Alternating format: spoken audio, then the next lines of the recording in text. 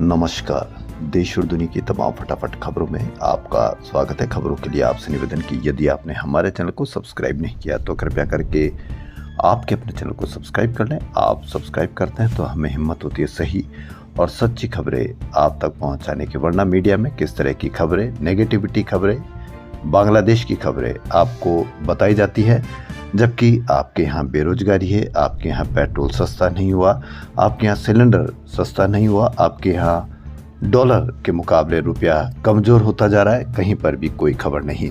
तो क्या रही आज की वो बड़ी खबरें? लोकसभा में नेता प्रतिपक्ष राहुल गांधी ने भारत अमेरिका ट्रेड डील को लेकर सरकार पर तीखे हमले किए।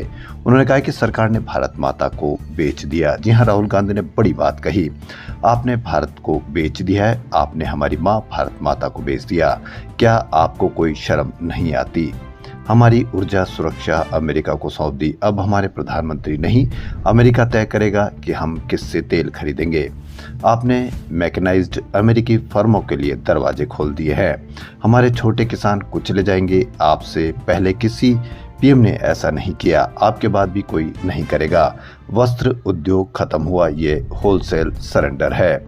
आप इस पर अवश्य बात कीजिए, अवश्य चर्चा कीजिए और अवश्य इधर उधर की खबरें देखिए ताकि आपको असलियत का पता चल सके। वहीं राहुल ने संसद के बाहर कहा कि केंद्रीय मंत्री हरदीप पुरी और उद्योगपति अनिल अंबानी के नाम एप्स्टीन फाइल में है। अदानी से जुड़े केस में समन का भारत सरकार 18 महीनों से जवाब नहीं दे रही। वहीं केंद्रीय मंत्री पुरी ने स्पष्ट किया कि वह इंटरनेशनल पीस इंस्टीट्यूट या एक अन्य आयोग के प्रतिनिधिमंडल के हिस्से के रूप में 3-4 बार एप्स्टीन से मिले थे। इस मुलाकात का उस पर लगे आरोपों से कोई संबंध नहीं था। राहुल के आरोप बेबुनियाद है। वे मेरे खिलाफ इशारों और बदनाम करने का अभियान चला रहे हैं। पुरी ने स्पष्ट किया कि उन्हें एप्स्टीन की गतिविधियों में रुचि नहीं थी। उनके अनुसार वे एप्स्टीन के लिए सही व्यक्ति नहीं थे। पुरी ने कहा कि एप्स्टीन ने मुझे दो मुहा कहा था, लेकिन फिर भी उनकी सफाई देना कहीं न कहीं राहुल गांधी के आरोपों को सही साबित करता है।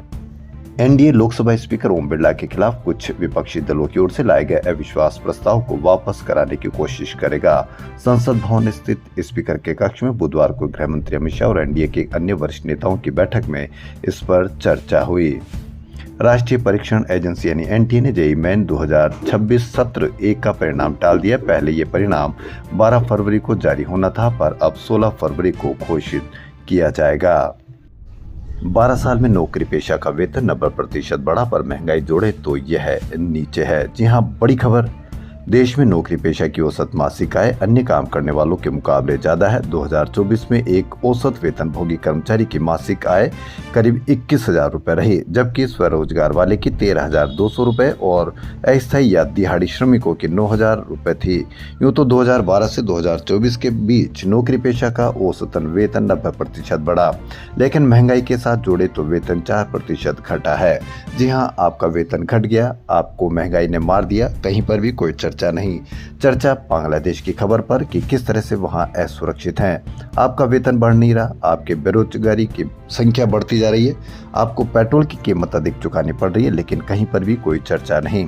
देश में औसत महिला वेतनभोगी कर्मी की आय औसत पुरुष वेतनभोगी कर्मचारी से लगभग 25% कम है। समान वेतन समान काम के लिए 25% कम मिलना भी ये बड़ी बात है, लेकिन कहीं पर भी कोई चर्चा नहीं। उत्तराखंड के चारों धामों पर अभी 1.5 से 2 फीट तक बर्फ है। पहाड़ भी बर्फ की सफेद चादरों से ढके हुए हैं, लेकिन -1 से 15 डिग्री तापमान के बीच 4 धाम यात्रा की तैयारियां शुरू हो चुकी है।